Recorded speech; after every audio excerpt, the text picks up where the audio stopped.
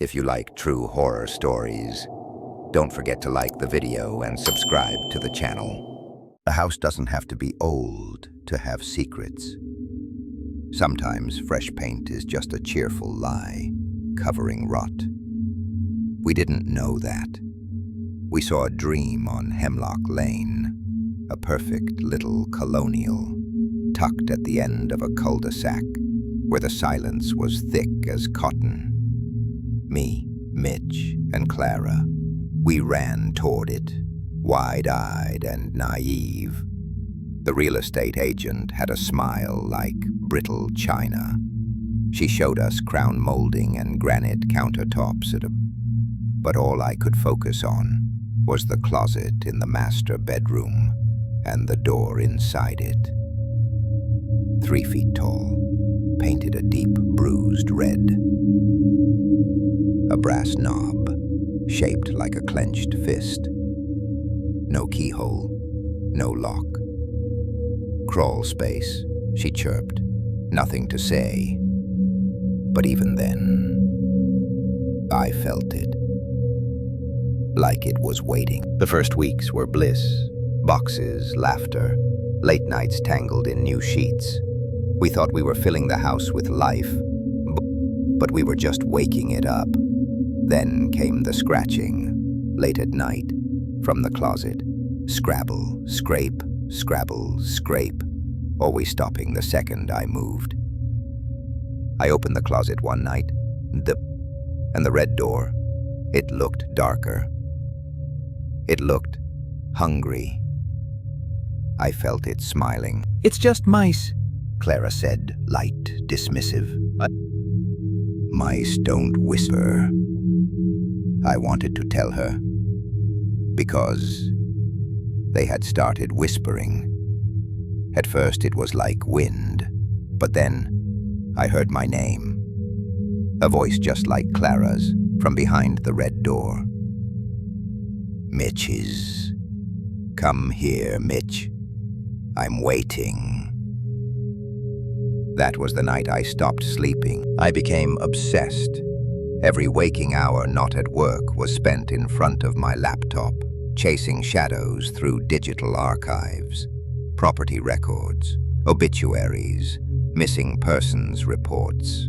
If it had the faintest whiff of something wrong, I read it twice. There was nothing. No murders, no cults, no mysterious deaths. Just a postcard-perfect history of quiet families and retirements to sunny Florida. Too perfect. I dug deeper. Internet forums, local history blogs that hadn't seen a post in a decade, digitized newspaper clippings behind dead paywalls. I stopped eating regularly. Clara begged me to come to bed. I started lying, telling her I was working late or had deadlines. Then one night, buried in the digital grave of a forum last active in 2008, I found it. A single post. Does anyone know the story of the house on Hemlock Lane? With the passage between the walls. That was all. No replies, no username, no context. Just a question hanging in the void like a warning. My heart stopped. It was real. Someone else had seen it. The passage. Maybe even the door. I stared at the screen, rereading it until the words blurred. My hands were shaking. I wasn't alone. I wasn't crazy. And that somehow made it worse. The next morning, I forced myself outside for the first time in days. I needed air, sunlight, something normal. David was out at his mailbox, wearing a too perfect polo shirt and a grin that was just a little too wide. His house, like mine, was picture perfect. Plastic flowers, trimmed hedges, a dollhouse version of real life. Morning, Mitch. Settling in all right? Yeah. Great. Good, good. Every house has its quirks, you know? I said nothing. "So, have you found all of them yet?" The words hit like a blade hidden in a handshake. It was casual, offhand, but there was a weight to it. A subtle emphasis, like he wanted me to know he knew. I fumbled for a reply, but he was already turning away, heading back toward his house. His door closed with a hollow thud, and I stood there alone in the silence of the cul-de-sac, the air suddenly too still, too thick. Was he warning me or welcoming me? That night, Clara was at her sister's. I was alone, and the house knew it. The whispers returned, but this time they weren't content to stay hidden. They rolled under the door like smoke, clammy, insistent. I heard my name again, only it wasn't Clara's voice anymore. Not really. It was too slow, too sweet, like something pretending to be her. I couldn't take it anymore. Fueled by bourbon and desperation, I grabbed a crowbar from the garage. I marched up the stairs like a man possessed. The closet door stood open, the red door behind it, waiting. It didn't want to open. Every inch fought me. The frame groaned. The knob trembled. The air grew heavy, like I was prying open the mouth of something very old and very hungry. Finally, with a sound like splintering bone, it gave. The stench hit me first. Damp earth, rust, something floral and rotten, like dead flowers in dirty water. My flashlight flickered. The space beyond the door wasn't a crawl space. It was a tunnel. The air that came out of it was cold and alive, breathing. I hesitated, and then I stepped inside. It was barely 4 feet high, a tunnel burrowed through soil and concrete. Support beams sagged with age.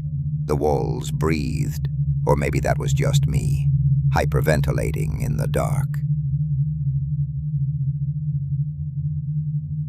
My flashlight beam caught something ahead, a child's rocking horse, the kind you see in a 1970s living room. Its paint was faded. One eye had been scratched off. Beside it, a silver locket, half buried in the dirt. I picked it up. It was empty. Hollow. Then I saw the diary, small, leather-bound. Its cover was torn, chewed at the edges. Inside, the handwriting looked like a child's. The pencil strokes were deep and angry. The entries were short, jumbled, sometimes barely legible. He talks to me through the walls. He said I'm special. He wants more friends. He says the door is a game. If you win, you never have to leave. My stomach turned. Then my light swept past the diary and landed on something at the far end of the tunnel. Another door. The same red paint, the same clenched brass fist as a knob. It wasn't a crawl space. It was a system. Before I could move, the voices came again. This time, they were clear, loud. David's voice, calm and amused. He's being loud tonight. Then a woman's voice, unfamiliar and breathless. It's all right. They always get curious. I froze. The voices weren't behind the red door. They were above me, in the house next door. A floorboard creaked directly above my head. A slow, deliberate step. Then another. They knew I was here. Had they always known? I held my breath as my flashlight trembled in my hand. Something shifted in the darkness behind me, soft like cloth on wood.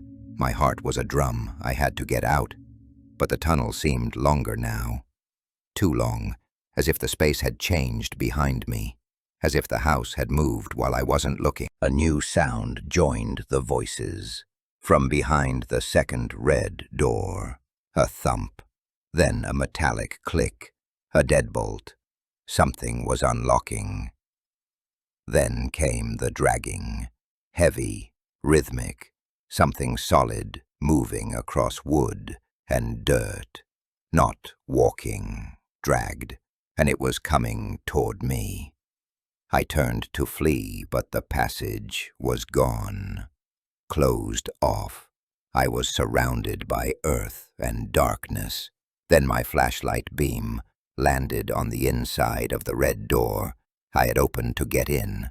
It was covered in scratches, not just a few, hundreds, fingernails, tools, desperate, frenzied marks.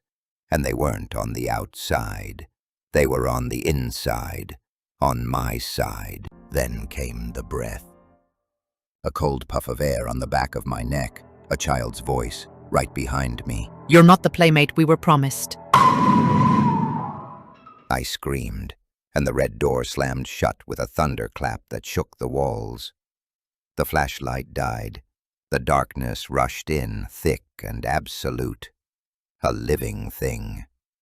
I pounded on the door, screamed until my voice broke. No answer. And then from beyond the closet, from my bedroom, I heard it. The bolt sliding home, click, resigned. I was inside now, and the game had just begun.